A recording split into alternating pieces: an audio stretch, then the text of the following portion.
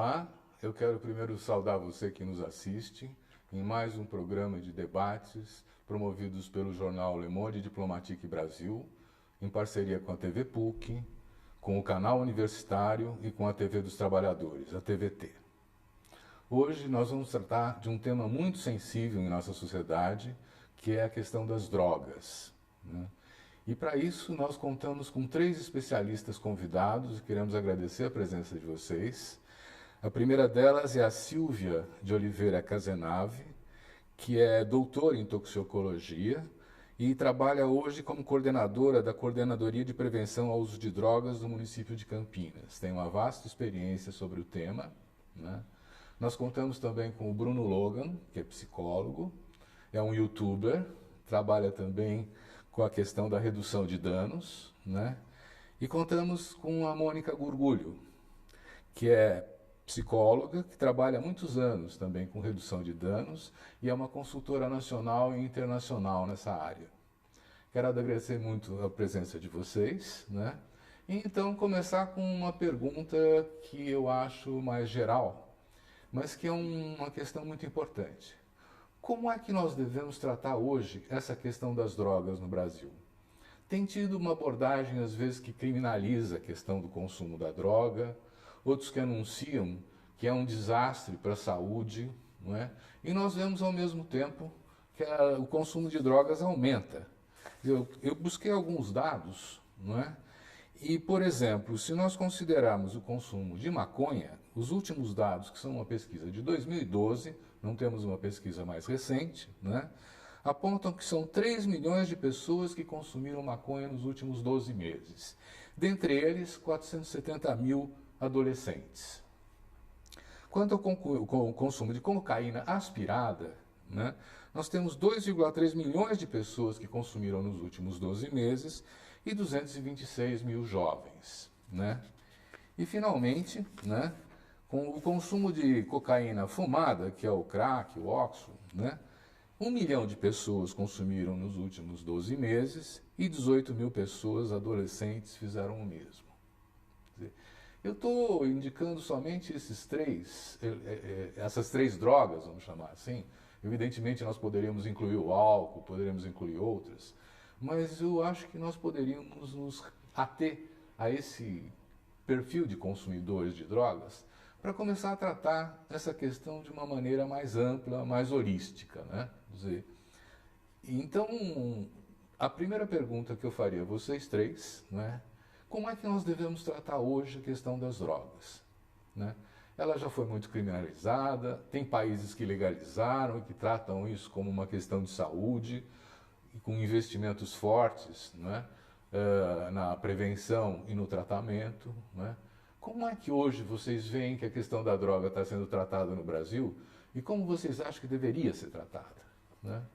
Eu sugiro, por exemplo, que a gente comece com a Mônica. Mônica, por favor, você não quer tomar a palavra? Quero muito, porque eu acho que essa pergunta é muito importante, porque eu acho que hoje a gente tem que pensar a questão das drogas olhando o que a gente fez nos últimos 50 anos, o que a gente vem fazendo nos últimos 50 anos.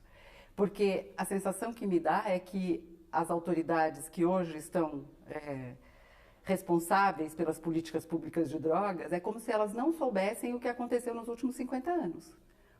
A sensação que eu tenho é que a questão continua sendo discutida em pontos em que nós estávamos 30 anos atrás. Silvia e eu somos colegas há muito tempo, amigas, Bruno eu estou conhecendo hoje, mas as propostas de termos que separar o usuário do traficante, temos que pensar mais na assistência, temos que ver a questão da prevenção, essas são questões que a gente já veio tratando exaustivamente, eu como participante ativa do processo nos últimos 20, 25 anos e sabendo dos meus colegas que trabalharam antes de mim nessa mesma questão. Não dá mais para a gente tratar o assunto de drogas como se ela fosse uma questão ou menor ou falsamente maior. Porque agora nós vamos ter eleições, todos os candidatos gostam muito de dizer sobre a importância da questão da prevenção, do tratamento, e olha como o consumo de drogas está aumentando. Só que os dados passados, eles não são fidedignos, eles não são corretos, eles são inflacionados ou eles são subnotificados, dependendo do gosto do discurso. Então, como a gente tem que tratar, hoje, a gente tem que tratar com muito mais seriedade e com um envolvimento tanto científico como ético, muito maior do que a gente vem tratando. Obrigado. Bruno, você quer dar uma opinião sobre isso? Então, uma outra questão, acho que a gente fica muito no achismo quando a gente vai falar sobre a questão das drogas. Então, quando você tem alguma questão de pele, você vai no dermatologista. Quando você tem alguma questão de quebrou um osso, você vai, né, no médico específico para essa doença. Mas quando você vai falar sobre drogas, qualquer pessoa pode pastor, pode vizinho, pode a polícia, sabe? Pessoas que tiram muito do achismo sobre isso. Acho que um dado interessante que deixa isso muito claro, é que a última pesquisa que nós temos nacional é de 2012. Foram 6 anos atrás. Ou seja, como é que a gente pode afirmar que realmente aumentou o consumo? A gente não sabe, porque o governo não dá financiamento para pesquisar se teve aumento ou não, se os programas de prevenção ou de sei lá, de ensino sobre alguma coisa sobre drogas, se eles são efetivos de verdade. Então, assim, não tem financiamento para isso, tanto para pesquisa quanto para o cuidado mesmo dos usuários de drogas, né? E como que eu acho que as drogas deveriam ser, como que deveríamos lidar com elas hoje? Acho que de uma forma que não vem, que a gente vem diferente da forma que a gente vem tratando até hoje, né? Fazendo diversos, como é que eu posso dizer? Ações? Não, mas terrorismo sobre as drogas, né? Fazendo, como é que eu posso falar? Fugiu a palavra. Uma criminalização? Não. Quando você aumenta a... Exagero, uma hipérbole. Isso. Ainda bem que vai ser editado. Fugiu a palavra agora. Mas é isso. Bom, Magnifica quando você transforma que o Datena numa faz questão com as maior. drogas? Muito bem. Enfim, é isso. Bom, eu inicialmente gostaria de agradecer o convite, estar aqui. Para mim é um prazer poder colaborar nesse assunto, nesse tema que, como a Mônica disse, e eu concordo absolutamente tanto com ela como com o Bruno, né, são coisas que a gente já vem falando há muitos anos, que há necessidade de você mudar um pouco o foco e sair de um modelo moral que é centenário, né, mais que isso, nem sei há quantos anos, que a gente vem nesse modelo moral relacionado principalmente ao consumo problemático, né, o que a gente chama de dependência, e passar a entender isso como um problema muito mais amplo. E você mesmo colocou o termo holístico, né? Hoje a gente entende que é um processo que está relacionado não só com a substância, com o organismo, mas com todo um mecanismo social, enfim, que tem relação com a pessoa, com o seu meio, da sua convivência com outras pessoas, com as questões que ela está passando momentaneamente. Então, quando você dá um destaque para jovens aí, a gente tem que entender o que é esse momento da juventude que faz com que as pessoas tenham ou não maior risco para consumir de forma exacerbada algum tipo de droga, quer seja ela lícita ou ilícita. Assim, para mim, por exemplo, é muito difícil, como toxicologista, separar se vamos falar hoje de drogas ilícitas. Eu acho que esse é um problema importante. Eu acho que a gente tinha que realmente mudar esse discurso, porque não dá para separar do ponto de vista da toxicologia, por exemplo, né? Então, eu como farmacêutica, o que eu enxergo na questão das drogas? É que existe uma forma segura de se expor a determinadas substâncias e uma forma que te traz risco. É por isso que é tão importante essa abordagem deles de redução de danos, porque é uma maneira que se mostra como possível para que a pessoa, em contato com uma substância, tenha o menor dano possível. Obviamente que a gente vai ter dano para todas as substâncias, independente delas serem lícitas ou ilícitas. Então, eu acho que a gente podia começar daí. Né, primeiro, não separando as substâncias, uma vez que a forma de exposição é que é o problemático. Em segundo... O que é a forma de exposição? A forma de exposição por exemplo, como é que você consome? Porque quando você fala, por exemplo, cocaína aspirada e cocaína na forma de crack, é a mesma substância. Ambas são cocaína, só que uma está em pó e a outra é fumada. A forma de exposição uma é mucosa nasal e a outra é via pulmonar. E isso faz muita diferença. Ao mesmo você pode pensar em relação à cafeína. O que é uma cafeína introduzida no café via oral e o que seria uma cafeína injetada na veia? Então, a exposição é que vai determinar qual é o efeito nocivo para o organismo. A mesma coisa a gente pode pensar para o álcool. Nós tivemos uma onda aí das pessoas consumirem álcool através da mucosa do olho. Uma coisa absurda que surgiu para que a pessoa tentasse burlar o etilômetro, né? que vulgarmente é chamado de bafômetro. E obviamente que isso não funciona, mas a gente teve muitos adolescentes com a mucosa ocular lesada por ter gotejado vodka ou bebida alcoólica. Porque tem uma absorção, deixa a pessoa embriagada, né? Mas é uma outra via. Então, a forma de exposição, que é a dose, a via de introdução e a frequência e o tempo que essa pessoa usam, é que vai determinar qual vai ser o efeito nocivo. Então, para a toxicologia, teoricamente, não importa se é lícito ou ilícito. Aonde importa? Importa do ponto de vista social. Por quê? Porque hoje as drogas ilícitas são crime, né? Ou seja, mesmo que não exista uma diferenciação na nossa legislação para usuário e traficante, na realidade essa diferenciação não é muito bem feita. Então tem uma implicação legal aí que é muito importante, né? Porque quem faz essa interpretação é o policial na hora da apreensão de uma droga, ou o delegado e depois, posteriormente, o juiz, que vai dizer se aquela quantidade é de porte, é de consumo ou é de tráfico. E isso é muito relativo, porque a nossa lei não tem especificado nenhuma quantidade, né?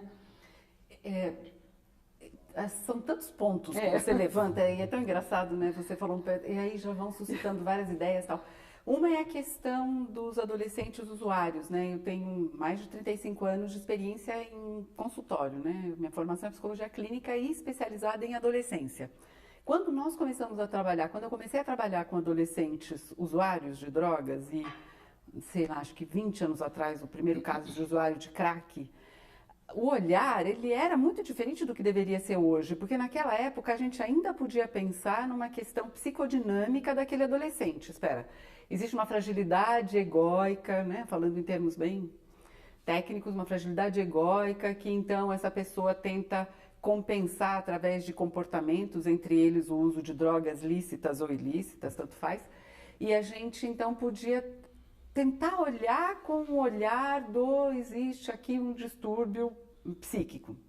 E que depois, nas últimas décadas, a gente já não pode mais olhar dessa forma, simplesmente. É claro que a dependência química é uma patologia, é definida como tal pela OMS, nós tratamos desse jeito, está tudo certo. Mas a dependência, ela é uma fatia pequena de todo esse conjunto de usuários de drogas. Então, se a gente tem... É que a gente costumava dizer, né, dentro das estatísticas, que de todo o grupo de usuários de drogas, 3, 5% serão dependentes e os outros serão ou experimentadores, ou usuários recreativos, ou abusadores, né?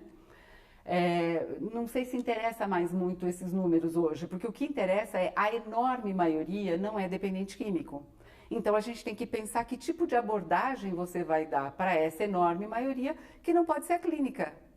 Obviamente, porque eles não são doentes, eles não são dependentes químicos.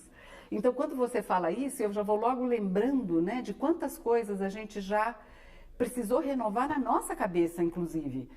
E que aí, então, passo para a segunda ideia que me ocorreu, as pessoas que estão envolvidas hoje no desenvolvimento de políticas públicas de drogas, existem pessoas muito capazes, mas também a enorme maioria não tem toda essa capacidade.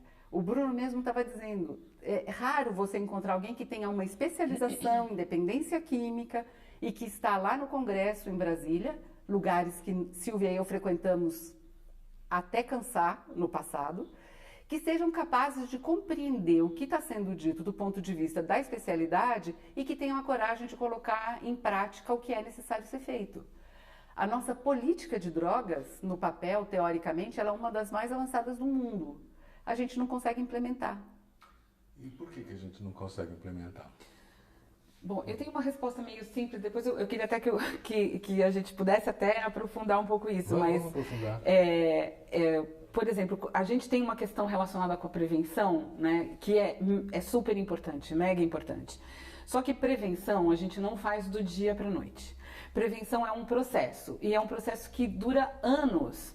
Então, se você começar um projeto de prevenção adequado, ele vai levar 40 anos para ter um resultado, como é o caso do tabaco, por exemplo, que é inevitável, né, não mencionar o tabaco nessa situação. Ou seja, você reduz em 40 anos de 40% de tabagistas para 11% de tabagistas. E a gente ainda tem que atuar sobre esses 11% que fazem uso, né? Então, isso levou muito tempo, levou uma energia grande, foram processos diversas frentes de atuação para que a gente pudesse ter essa redução. Então, mas até onde eu percebo, né, das informações que eu tenho, o tabaco foi na base de uma lei que proibiu o consumo do tabaco em lugares Mas públicos. não é só. Não é Isso foi só associado com outras coisas. com outras né? coisas. Por favor, É. para vocês esclarecerem. Não é só isso. Porque senão as drogas consideradas ilícitas, elas estariam banidas. Existe uma lei. Sim. As pessoas são colocadas na cadeia e recebem maus tratos e são super apinhadas nos presídios. Muitas vezes a grande população presidiária hoje está relacionada com alguma coisa com droga e as pessoas continuam usando drogas. Então, se fosse uma lei, estava bom, né? E a gente pensando sobre a lei, inclusive a gente estava falando sobre isso agora há pouco, que às vezes a gente pode pensar, mas muitas pessoas pararam de fumar cigarro porque aumentou a taxa, por conta daquela informaçãozinha que tem atrás aquela advertência atrás do maço.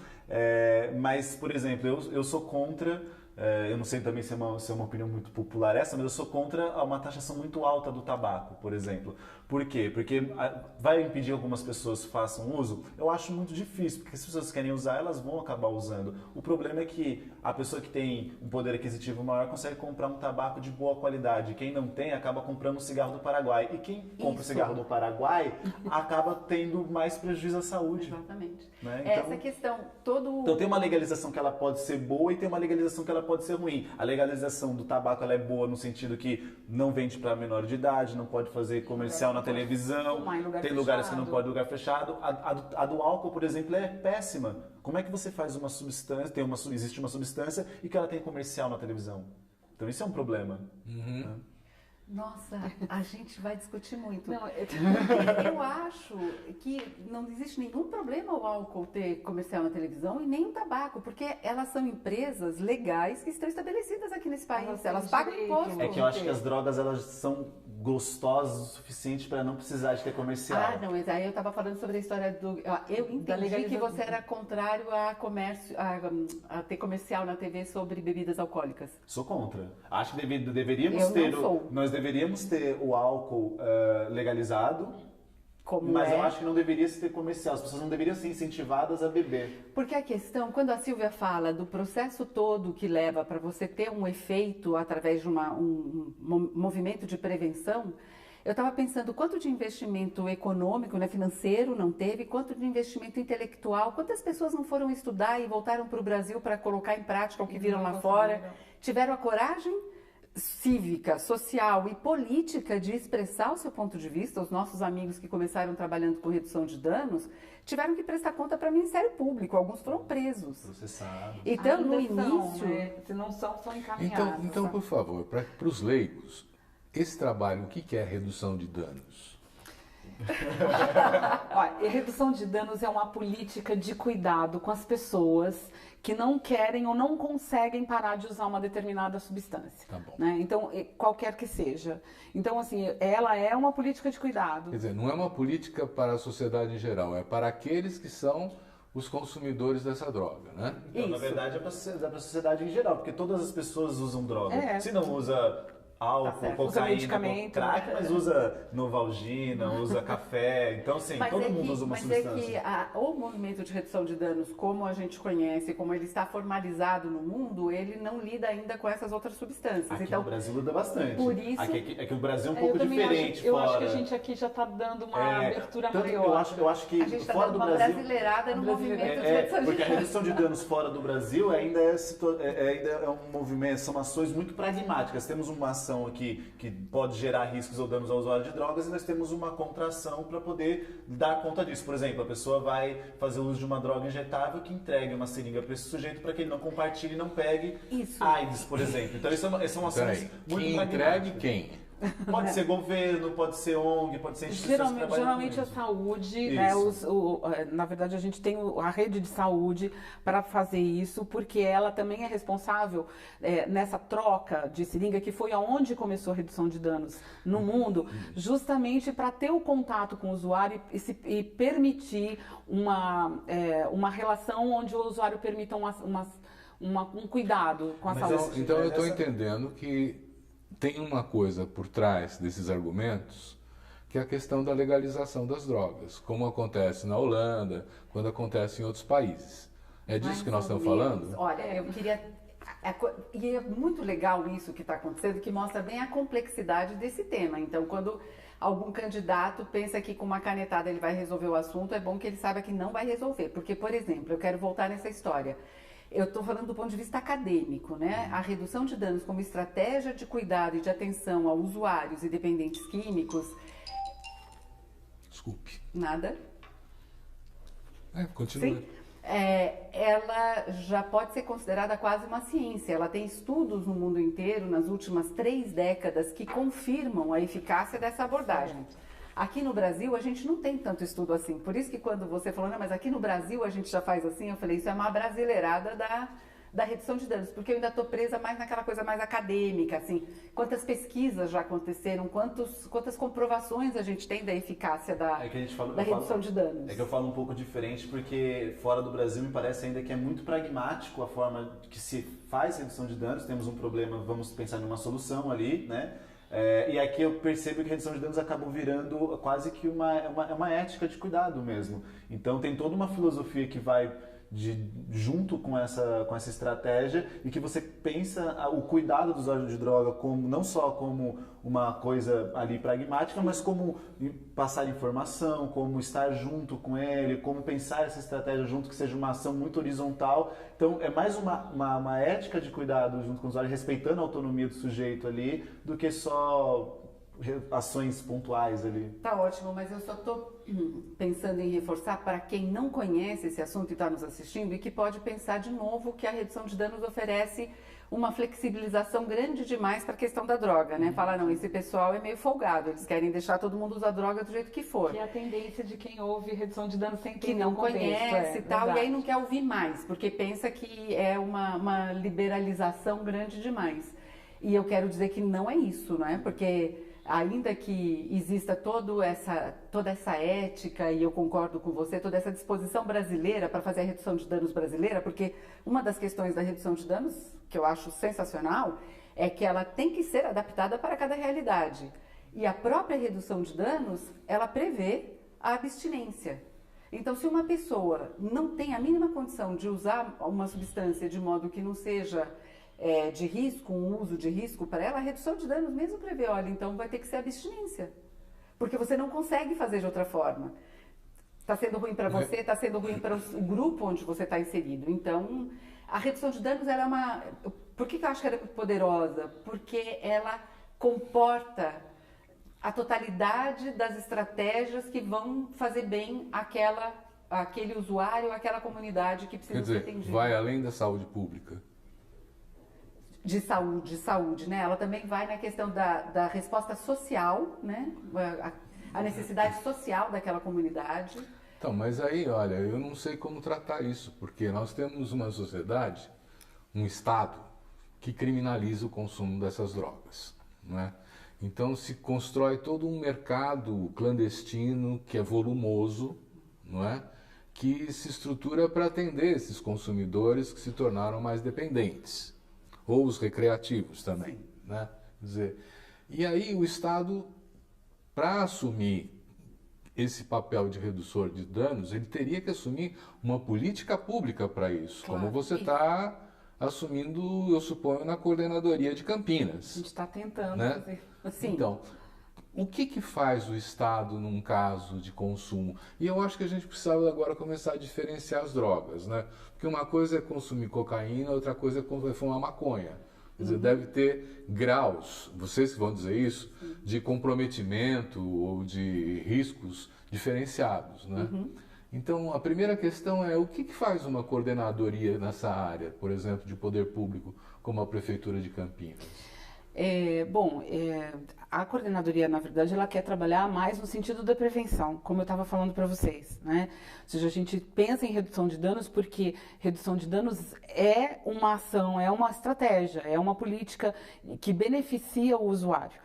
Então, se você encara isso como uma questão de saúde, uma questão que tem envolvimento com outros fatores que levam a um risco aumentado dessa pessoa consumir exageradamente, então a gente tem que se preocupar com redução de danos. Mas a coordenadoria também ela é voltada muito mais para a questão da prevenção, ou seja, como é que a gente faz prevenção para que as crianças que hoje não fazem uso de droga continuem não fazendo, para que as pessoas que fazem uso de drogas não avancem para um uso problemático, não tenham problemas, por exemplo, com a polícia, não tenham problemas com consumo exagerado e, de repente,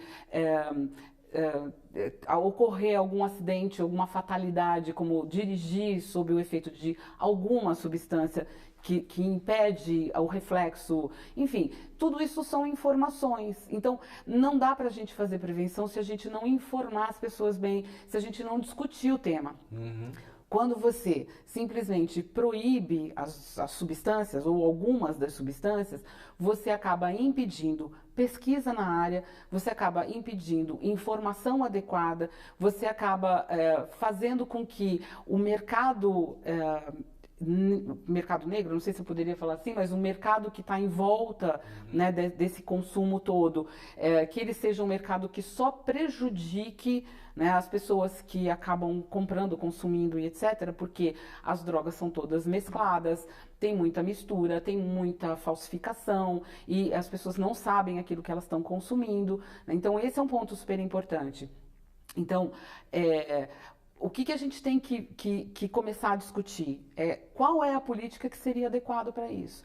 A gente segue com a mesma política desde a década de 60 ou Então, antes. qual é a política adequada para isso? Silvia, posso... Bruno, deixa eu pedir para o Bruno falar. Qual é a política adequada para tratar a questão das drogas hoje? Bom, eu particularmente acredito que deveriam se descriminalizar todas as substâncias. Porque se a pessoa faz um uso de drogas e esse uso ele é um uso problemático ou é uma dependência, ser criminalizado não vai favorecer em nada esse sujeito. Ele vai ter, inclusive, receio de se, por exemplo, ele estiver passando mal porque ele consumiu Exato. alguma substância, se passa uma viatura, ele nunca vai pedir pro policial, me chama uma ambulância porque eu estou passando mal. Porque não, ele vai ter medo de ser preso, de ser detido e tudo mais. Então, acho que as drogas, todas elas deveriam ser descriminalizadas.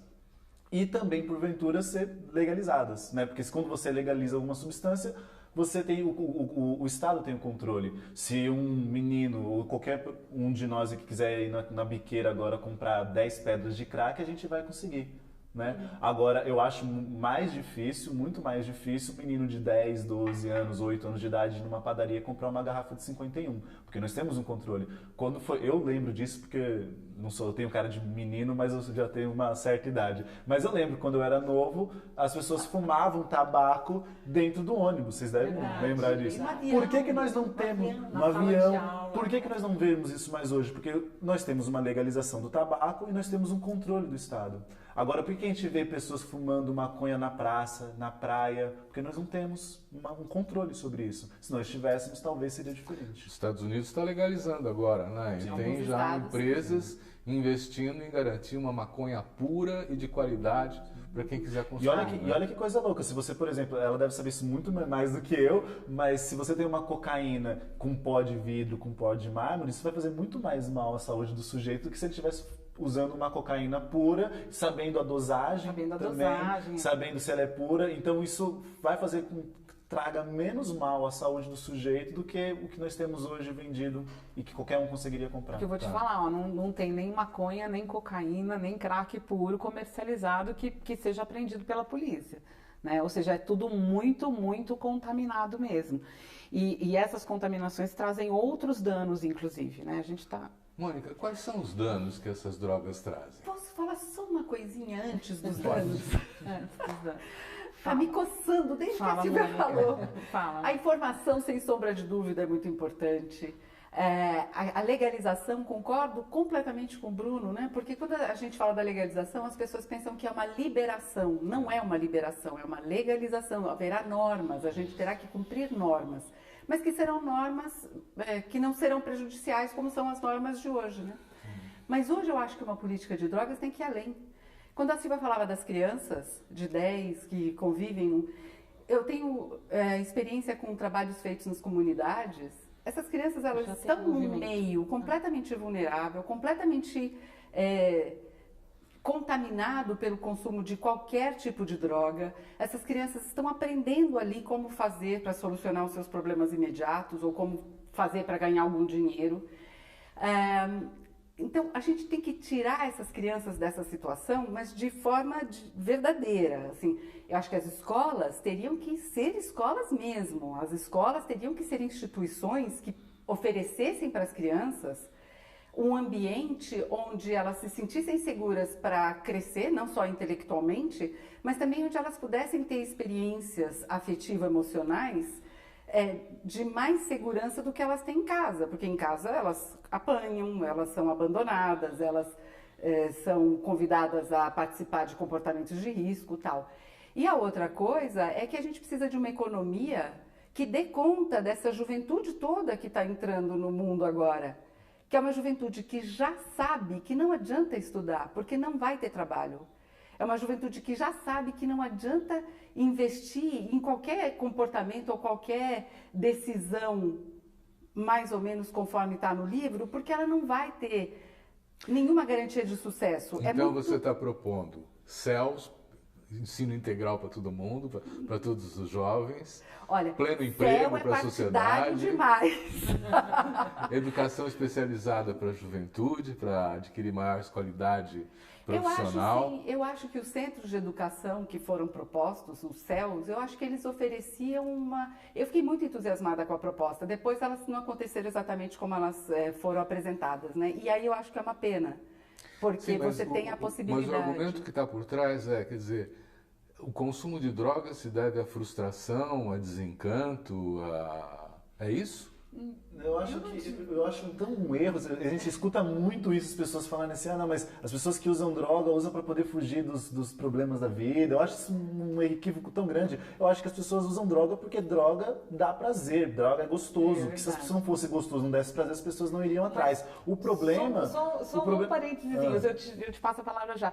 Eu acho que todas as pesquisas, quando você avalia qual foi a intenção do primeiro consumo, está sempre relacionado com curiosidade. E é uma curiosidade que não é sanada por falta de informação também, certo? Então, eu acho que o problema é quando a droga começa a gerar problemas na vida da pessoa, é porque alguma desses jovens ou dessas crianças, ou até mesmo adulto, que tem contato com essa substância e tem um leque muito reduzido de prazeres na vida, a droga acaba tendo um lugar muito importante na vida dessas pessoas. Então a pessoa não tem acesso à cultura, esporte, lazer, não tem trabalho, não tem nada disso. Quando experimenta uma droga que dá muito prazer para ela, ela vai... Não. E daí, o que acontece? Essa pessoa que experimentou dessa forma e acaba e continua nessa condição vulnerável da vida, com todas essas coisas que o Bruno apresentou, ela vai fazer uso cada vez mais e a chance dela se tornar um dependente está escrito, está ali, né? A gente volta nas condições então, de exposição. Quando você disse, então quer dizer que o usuário de droga, eu ia dizer, não, Silvia, a gente tem que distinguir o usuário de droga e o dependente. O dependente, eu acho sim, que é uma pessoa que acaba usando droga porque é tão pouco atendida, tão pouco satisfeita em outras áreas da vida, que ela acaba usando a única coisa que está fácil. Ela não vê o risco ali, o perigo tão perto dela, ela pensa que ainda vai demorar muito para acontecer, então ela topa trocar a segurança da vida pelo prazer que ela sente agora. Eu vou até além.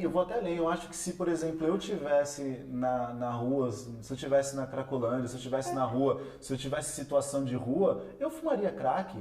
Porque eu acho que muitas das vezes o uso de crack ele pode ser quase que uma automedicação. Eu tô na rua, eu tô com frio, eu tô com sede, eu tô com fome. E na superlotação dos presídios? Eu vou fumar crack, vai tirar minha fome, vai tirar minha sede, eu vou ter uma sensação de prazer. Então, assim, calma lá, você está querendo tirar o crack da pessoa, mas o que falta na vida dessa pessoa? Né? O que você vai colocar eu queria colocar uma outra questão, né? Quer dizer, se essas drogas fossem puras, né? Porque nós já vimos que ela é misturada com um monte de coisa, né? Que mal elas fariam para a saúde das pessoas? Olha, elas depende de como a pessoa vai usar, né? Então, vai depender da quantidade, da dose, da frequência, que era o que eu já tinha falado aqui. Eu só queria fazer uma complementação nisso que o Bruno falou, que eu achei super interessante, que ele estava mencionando a Cracolândia. A gente lá na coordenadoria tem atendido muitas pessoas em situação de rua, que vêm em busca de apoio, de auxílio. E desde que eu assumi a coordenadoria, a gente começou a fazer um levantamento dos casos e de que drogas estavam envolvidas. E eu me surpreendi, sem ser exatamente uma surpresa, né, mas aí constatei realmente que a droga principal entre essas pessoas em situação de rua é álcool. A gente tem muito crack, tem muito mistura, né, usa as duas, etc. Mas a gente tem um número expressivo de casos em que a pessoa é só alcoolista, né? Não usa outra droga, não usa o crack, embora esteja numa situação de rua. E eu acho que esse é um dado super importante. E conversando com essas pessoas, eles falavam justamente isso. Eles falavam assim, ó, dói dormir no chão. Então, quando a pessoa diz que dói dormir no chão e ela precisa de álcool por causa do frio e por causa da dor, a gente entende que é uma situação totalmente especial. Entendi. Né? Entendi. José, mas vocês estão falando em redução de danos. Que danos são esses? Eu estou insistindo. Então, mas eu acho que isso vai depender muito da relação que o sujeito tem com a substância. Né? Existe aquele dano que é pragmático, né? Como eu já tinha, como eu havia falado, do sujeito, sei lá, o cara está fumando o crack e ele queima a boca, tem fissura na boca, compartilha o cachimbo com um colega e pode transmitir ou pegar hepatite. Isso é um dano direto ali, né?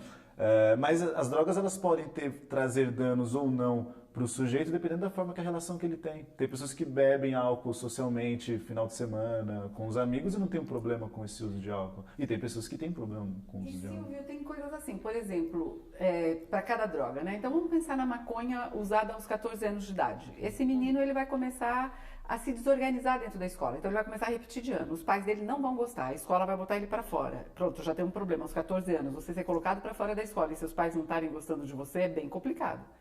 Se o cara usa maconha aos 25 anos, ele está fazendo um uso que ele controla, está bem tranquilo para ele, não tem problema nenhum. Mas ele, a partir... E nem quero, não estou falando de escalada não, hein? Não é disso que eu estou falando. Estou falando, o cara usa maconha, está tudo muito bem. Mas ele resolve experimentar uma outra droga. Então ele usa, por exemplo, uma cocaína. Por acaso, ele foi na festa, ele trabalha em alguma área específica que o uso de cocaína é mais comum, tal. Então ele foi lá e usou cocaína. Pode ser que ele não tenha risco nenhum, pode ser que ele comece a fazer um uso que seja mudar a via de uso, né? Em vez de ser aspirada, ser injetada.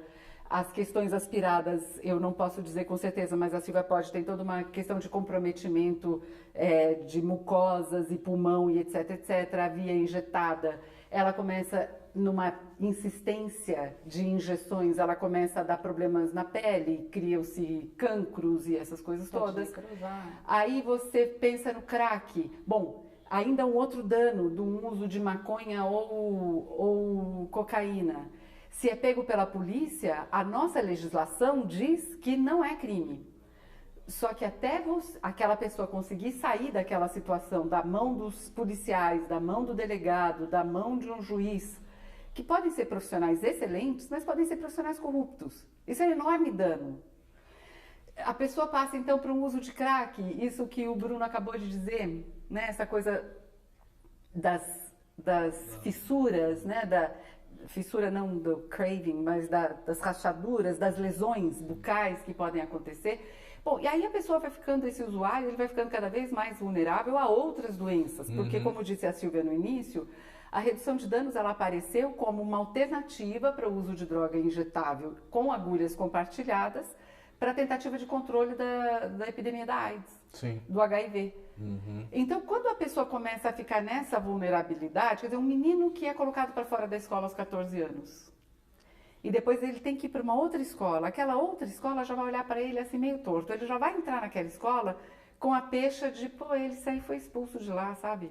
Ou então, pelo contrário, esse é o nosso herói, vem cá porque você é sensacional, porque você já foi colocado para fora da outra escola porque você é fera. Então, não sei se a gente respondeu a sua pergunta. Respondeu, nós estamos cercando a questão. Então, Né? Quer dizer, por o exemplo, que tem tipo os avançado danos. nesses últimos tempos como concepção? Porque vocês começaram dizendo assim, nós estamos usando uma referência de 50 anos atrás para tratar das questões da droga do ponto de vista do Estado, do ponto de vista repressivo e tudo mais, da criminalização, né? E que teria que ser uma coisa mais séria e mais científica. O que é isso, mais sério e mais científico? Vamos olhar para frente. É a gente não pensar a política imediata, por exemplo, a gente pensar numa política de saúde, uma política social, de assistência social, de suporte, uma política que pense no desenvolvimento da juventude de forma ampla, como o Bruno estava falando, assim, contando com as possibilidades de desenvolvimento cultural, artístico, esportivo e etc., que são coisas que as pessoas não pensam, né? Ou seja, o imediatismo e justamente esse preconceito moral que existe em relação à droga faz com que todas as políticas elas sejam de segurança pública apenas. E eu acho que esse é o grande equívoco. Agora, se me pergunta se a gente está avançando, eu acho que não. Nós estamos num risco grande de retrocesso, inclusive, maior ainda. Não, nós estamos num retrocesso. Nós estamos num Como retrocesso. vocês estão vendo esse retrocesso? Eu só queria dizer uma coisa, Bruno, não sei se você quer responder sobre...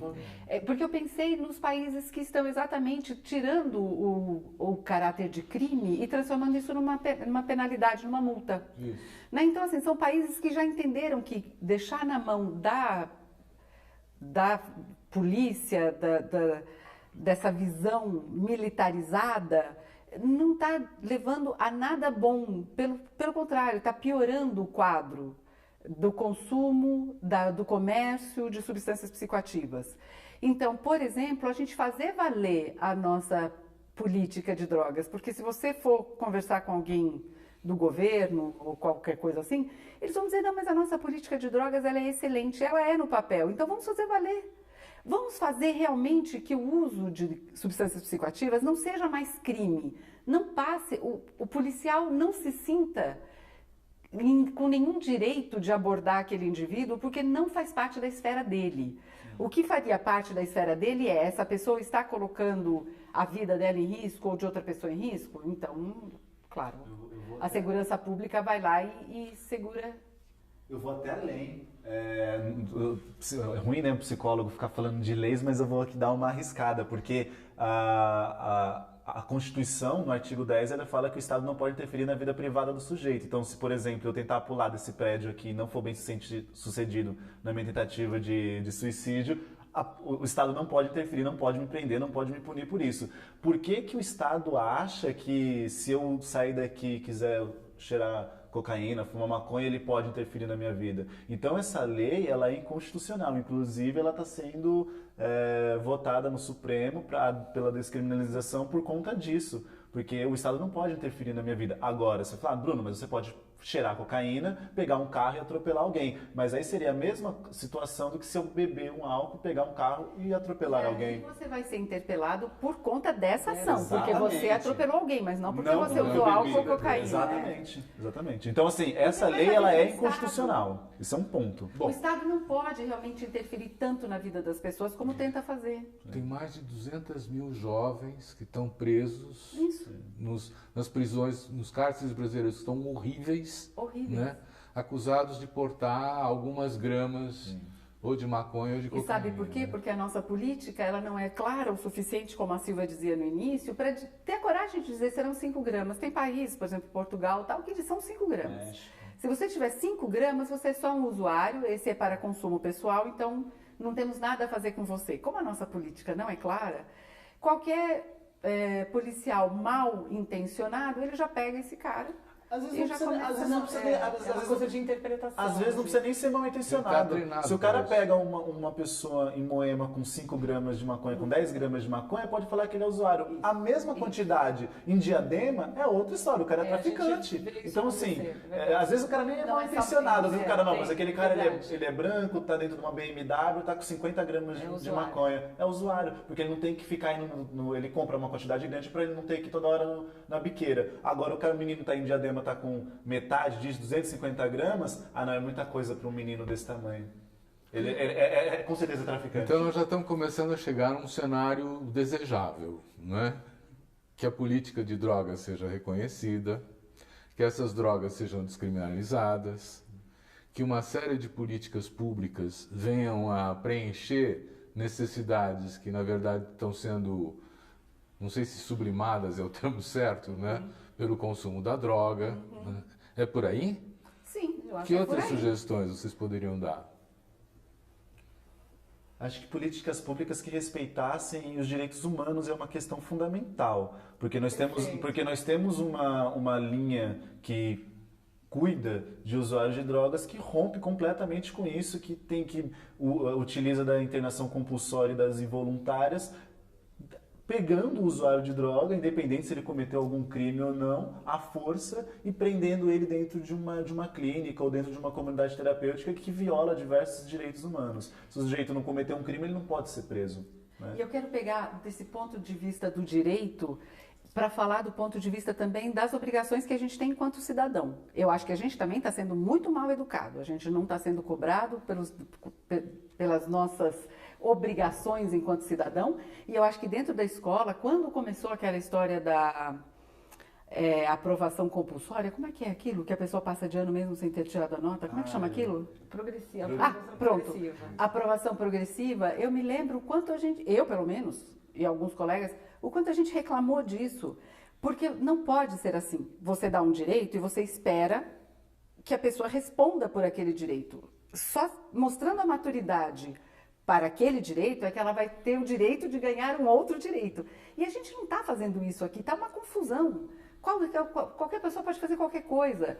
Então, assim, concordo plenamente com você, temos que ter a questão dos direitos humanos e temos que dar de volta, especialmente aos adolescentes, que é fundamental na estruturação da psique adolescente, ele ter o teste do que ele é capaz ou não de fazer.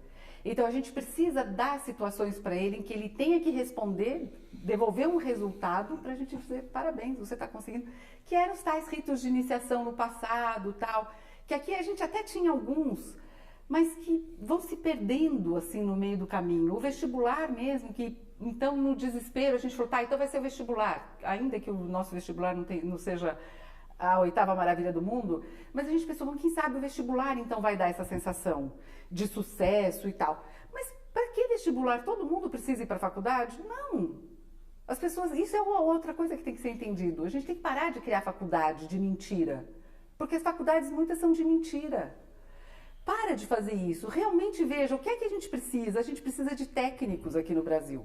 Por que a gente não pensa nessa possibilidade para depois realmente oferecer um trabalho técnico para um menino que vai ter muita dificuldade aqui tem uma contradição que eu estou percebendo nas falas, né? Quer dizer, vocês estão dizendo assim, se melhorar a condição social, se respeitarmos os direitos humanos, né, cai o consumo da droga. Não.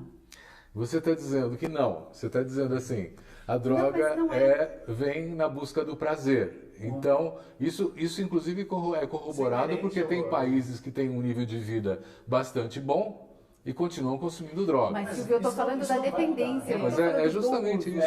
Vamos explorar isso. São Eu acho que diferentes tem coisas. diferentes. Eu realmente acho assim que a gente tem que analisar isso de ponto de vista diferente.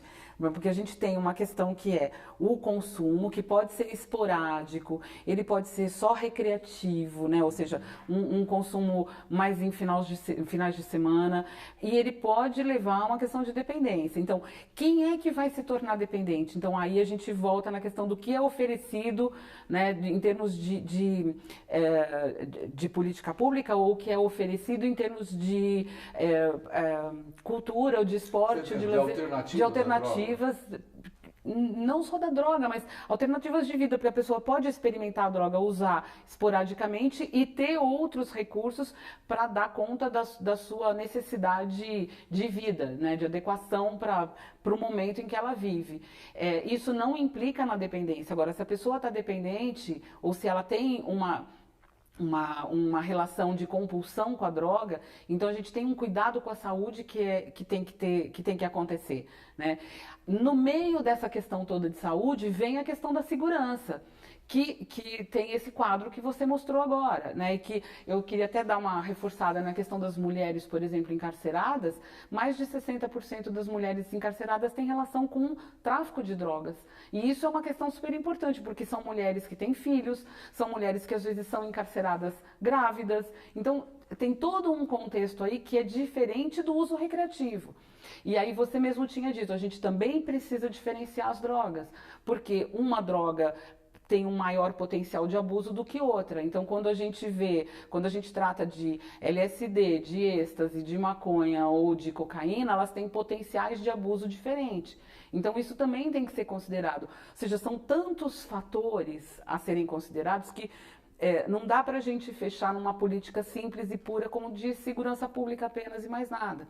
Vamos ouvir o Bruno, depois eu acho também que as políticas públicas e nós como sociedade não deveríamos também ficar gastando muita energia tentando fazer com que as pessoas parem de usar drogas. Acho que a grande questão é fazer políticas públicas para as pessoas não terem problemas com o uso de drogas, porque a gente vai usar droga, é isso. As pessoas vão usar droga, eu vou usar droga, as pessoas vão usar droga e isso não vai acabar. Então a gente tem que usar drogas de uma forma menos prejudicial. Então acho que as políticas públicas têm que caminhar para esse lado e não pensar, vamos pensar política pública para as pessoas pararem de usar droga. Isso não vai acontecer. Né? Isso não vai acontecer. Acho que essa é a diferença importantíssima do que você falou antes. Toda a minha colocação estava relacionada às dependências e ao uso abusivo, ao uso de risco. Porque se for só um uso recreativo, o Estado não tem que interferir nisso, não tem que ter política pública, o Estado não tem nem que saber que isso está acontecendo. Isso é de foro íntimo da pessoa.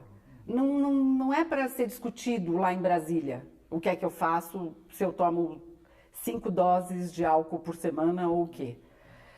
Então, tudo o que eu defendi é para o uso problemático de droga. O que não é problemático não é da conta de ninguém, é só da conta do usuário.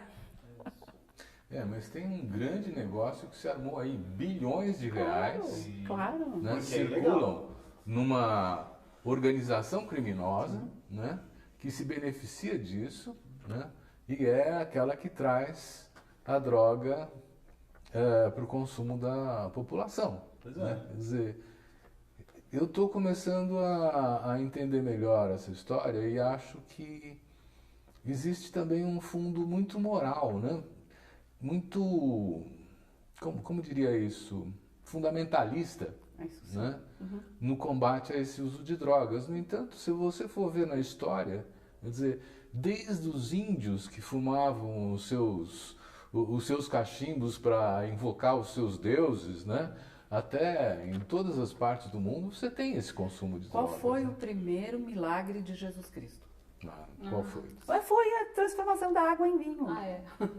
Quer dizer, o primeiro uso de substância psicoativa está lá, está na Bíblia. Se o pessoal achar que está muito ruim, vai lá na Bíblia e dá uma olhada. Tá certo. O que vocês acham que a gente deveria fazer como uma iniciativa como sociedade civil em torno desse tema? Já existe a Marcha da Maconha, já existem algumas iniciativas. Vocês têm acompanhado essas iniciativas da sociedade civil? O que vocês podem ver nesse processo? Eu particularmente acompanhei bem próxima essa questão do uso da cannabis medicinal, né? E eu até estou usando o termo cannabis medicinal porque cannabis é maconha, né? A gente sempre falou maconha e eu vejo que hoje a própria mídia faz uma abordagem de uma maneira diferente.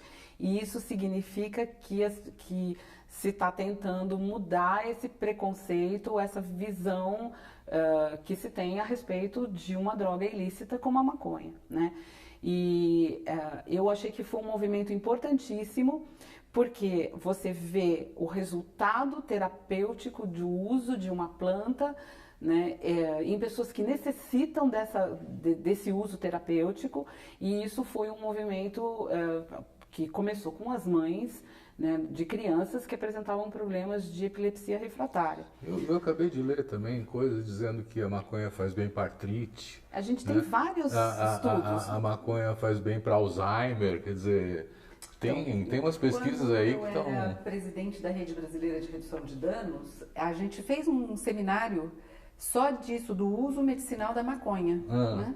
E trouxemos pessoas da Europa, dos Estados Unidos, do Canadá, mais o professor Carlini, que é também quem pesquisa aqui no Brasil. Sim.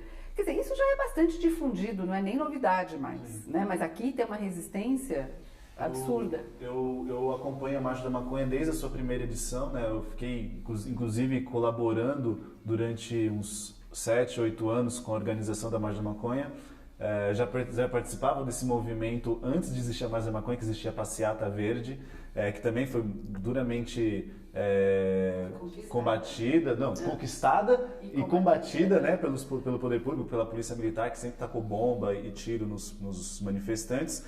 Mas recentemente está surgindo uma coisa muito interessante que inclusive no Canadá tem, que é a Associação de Usuários de Drogas. E isso eu acho muito importante, principalmente para formulação de política pública e tudo mais, e acho importante eles se juntarem para poder lutar pelos seus direitos. E aqui em São Paulo tem a primeira Associação de Usuários de Drogas do Brasil, com CNPJ, com sede e tudo mais, que é a CUCA, que é a Associação Cultural Canábica de São Paulo.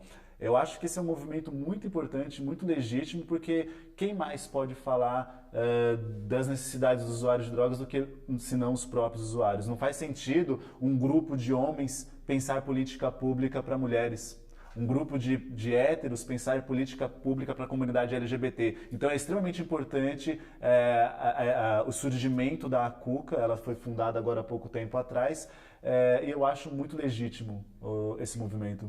E você vê que já é uma reedição de uma tentativa que já houve décadas atrás com o lançamento da Aborda. A Aborda era a Associação Brasileira de Usuários de Drogas também.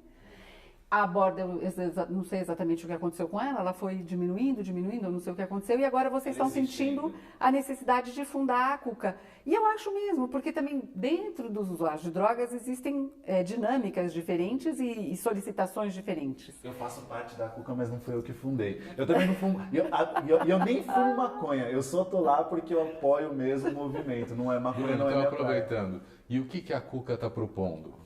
Então, na verdade, a CUCA está juntando os usuários, ela tem ali assistência com advogados, enfim, com pessoas que precisam fazer uso da maconha medicinal, tem a galera que faz uma advocacy mesmo da legalização e descriminalização da maconha no Brasil. Enfim, eles têm diversas ramas trabalhando coisas diferentes nessa associação.